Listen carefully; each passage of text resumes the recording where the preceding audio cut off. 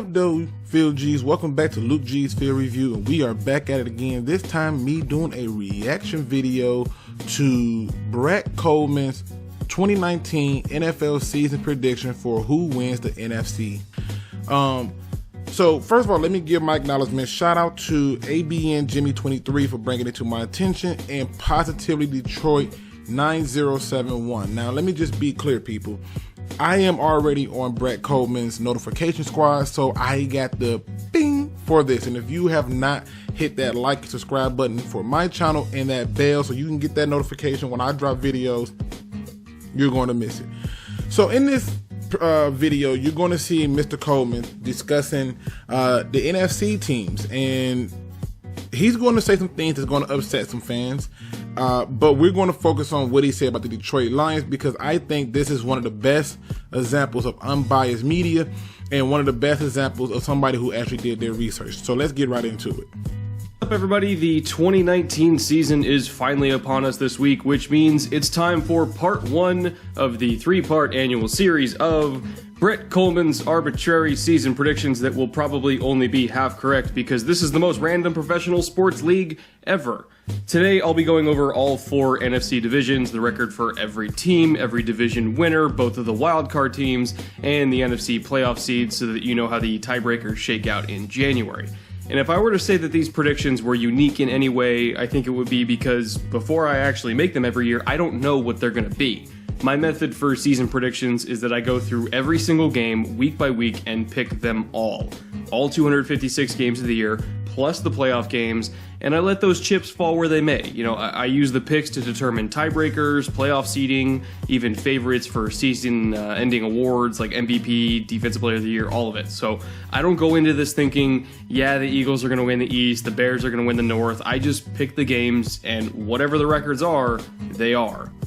So right now, right off the back, if you pay attention, you're going to see that he has the NFC North with the Bears 10-6, Lions 10-6, Vikings 8-8, Packers 7-9.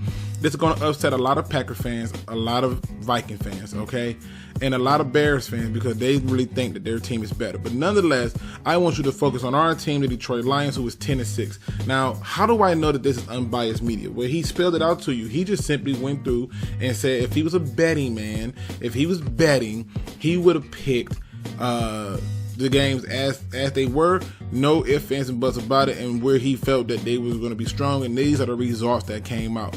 But what he's going to do next is he's going to show you that one of his sponsors, MyBookie, actually had the odds for each team, and he picked opposite of it. So he's going to show where the Lions are going to be like plus 1,300 in terms of the odds for winning.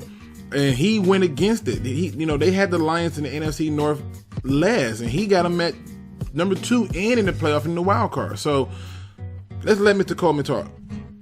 And what I find is that when I just pick the records and let everything else just kind of sort itself out, that's the best way that I can think of to remove any and all biases or preconceived notions or anything like that. They're just pure, honest picks in a vacuum that are all the sum of their parts, so to speak. So before we get into each individual division and talking about them one by one, I want to show you guys the odds for winning these divisions for every team as of the day that I'm recording this on MyBookie. And you know, MyBookie is my season-long sponsor. They're one of the biggest online sports books on the market. I've been playing on them for about 2 years now, and I've always found them to be extremely reliable. They've got a wide variety of bets you can place on pretty much anything, both within the NFL or college football or really any other sport or event you can think of.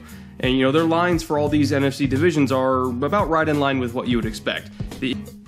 So again, his sponsor is MyBookie. He play on MyBookie, and right here he has MyBookie says, look, the Lions is going to be a dumpster fire. He is like, nope, I'm a betting man.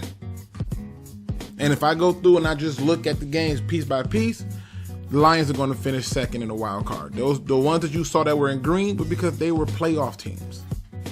He is simply just showing you that he could be absolutely biased and just go with his sponsor. He could, but he's going to give you the reason why he's making these picks for each division, but particularly our Lions. So let's get into that. Moving on to the NFC North, which is even more of a total shit show. You know, when I was picking these games week to week, I expected at least one of them to win 11 games, maybe 12 games, and I ended up with two of them at 10-6, one at 8-8, and the worst team at 7-9. Which, if the worst team in your division is still 7-9, that's a pretty damn good division. So I mean, it's just like the NFC South. It is brutal to win this division. If you do win it, if you do survive the gauntlet, that means you are an automatic Super Bowl contender to me, because if you can survive the North, you can survive anything. And right now I project the Bears to be the survivors of that gauntlet. Detroit's hot on their heels, though. The only reason why they didn't win the division, based on my projections, is just because of like the 4th or 5th level down in tiebreakers for strength of victory. But I mean, damn, it was neck and neck. Like, I projected them to split their matchups. I projected them to have the same record in the division, the same record in the NFC. They just happen to have a different strength of victory. So, again, I think it's you know, I think it might be a little bit surprising for people to see Detroit up there, not just as a wild card team, but as a 10-6 wild card team. But and truthfully, it's not surprising. I know somebody going to say, yeah, but he's saying if you can survive the NFC North, you a Super Bowl contender. But if you listen, as he goes further into the video, he's also going to say he thinks the Lions could win this division downright out. And that means in his eyes, he see them being a Super Bowl contender, right? But I want you to pay attention to what he's saying, because this is good work right here, people. He's not being biased at all. He's being very unbiased. He just went through and made the picks, and this is what he got. This is what he got. He gave them the same record and everything. This is what he got, people. No biases at all. And this is where things like my Pick'em League is going to show where our biases come in at. You get too unbiased and you ain't going to be winning nothing. So, I mean, but let's let Mr. Kollman talk. They're a very underrated ball club. Very underrated. Extremely strong in the trenches. Actually, they're kind of built similarly to New Orleans, who I also had at a 10-6 record, which is an accomplishment in this NFC for sure. Very, very strong defensive line. Arguably the strongest defensive line rotation in the whole league, bar none. I think their offensive line is very underrated. Super tough road graders that can just run block the hell out of anybody. I want you to pay attention to how he describes the offensive line, because some of y'all going to disagree with that, but all he's saying is he thinks they're going to be good in the run blocking department. He's also going to come next and talk about the tight end TJ Hockenson and his run blocking ability. Then he's going to talk about the running back. All this to set up the idea that the Lions need to run the ball to be successful, something that I have been pushing since I've been on YouTube. TJ Hockenson, who they just drafted in the first round, is one of the best, if not the best, run blocking tight end prospect I've seen come out maybe ever. So, when you're lining up with Kerryon in 11 personnel and you've got all 5 of those road graders plus TJ Hockenson moving bodies, like, Kerryon's going to have a lot of lanes to run through.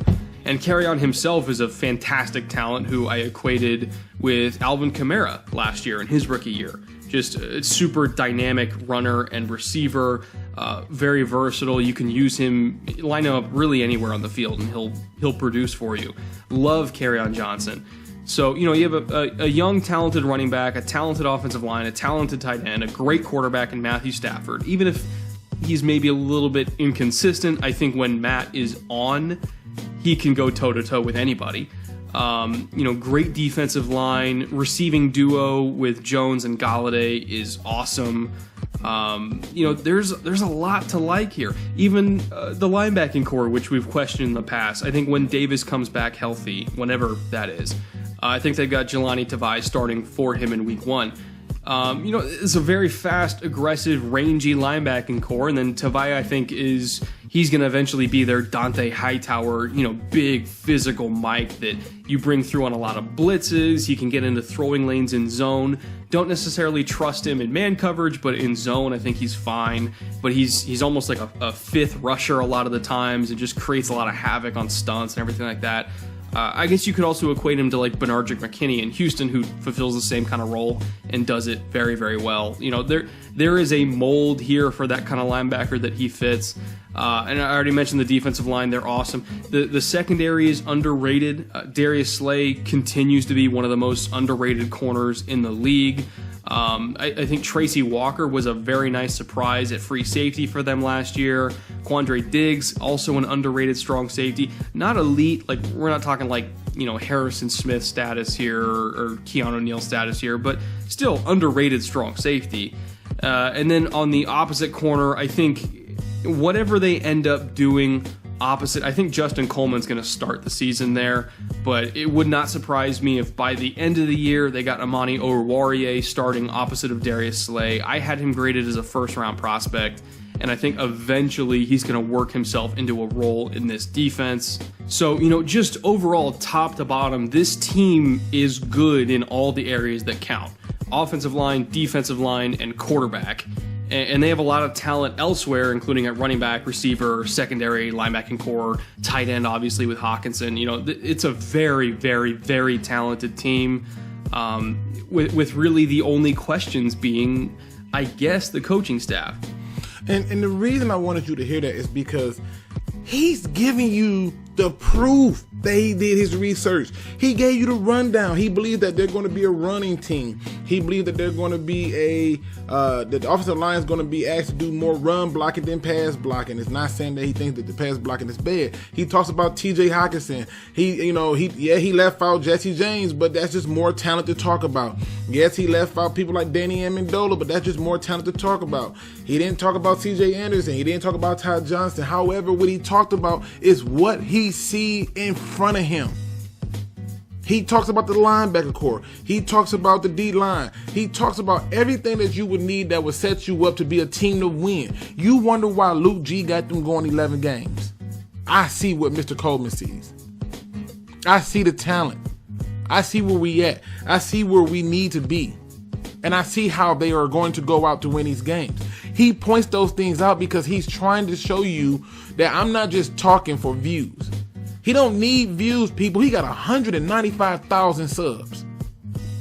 This video, by the time I looked at it, had 13,898 views. He ain't worried about views. He's trying to give you unbiased media. He's going to show you in a few minutes how the media will go at the head coaches that they don't like if the head coach is testy with them, if the head coach don't want to talk a lot. Give this man a little bit more time to show you what unbiased and good media look like. Personally, I'm a believer in Matt Patricia.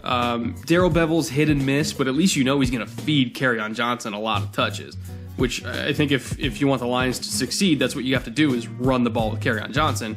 But overall, I think if the Dallas coaching staff last year could take their talented team to the playoffs, there's no reason why Detroit can't succeed with Patricia.